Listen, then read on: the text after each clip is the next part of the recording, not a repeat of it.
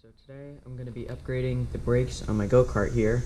Right now I have a 6-inch brake disc on it right now, and the pads are really worn out, so we're going to be replacing those. I have a 8-inch brake disc and brand new pads that we're going to install. So in order to do that, I need to drop the axle, clean up all this rust, pull the bearing off, then pull the locking collars and the brake disc off, and then we're gonna have to move this back, probably mount it onto there, and weld the bracket onto there as well. Alright, so I got the axle off, but this brake disc is, it's just rusted on so bad, I can't get it off, so I'm gonna have to cut it off.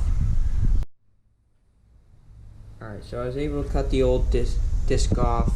You can see I really had to get in there. And then I installed the new disc and the bearing, so now we just gotta put it all back on. Alright, so I got the axle all mounted up.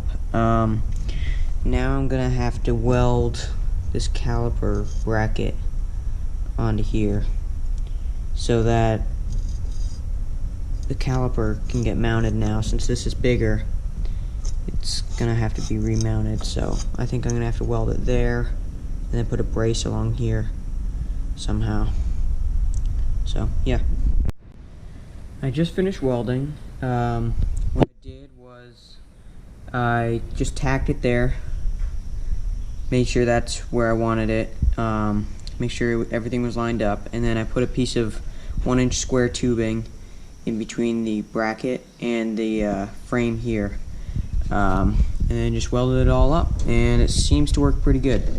I welded it on the bottom too, and should be all good. Alright, so after riding this thing, I can already tell a huge difference in the amount of stopping power I have. The 2-inch bigger brake disc just makes a huge difference, and now I can stop pretty quick.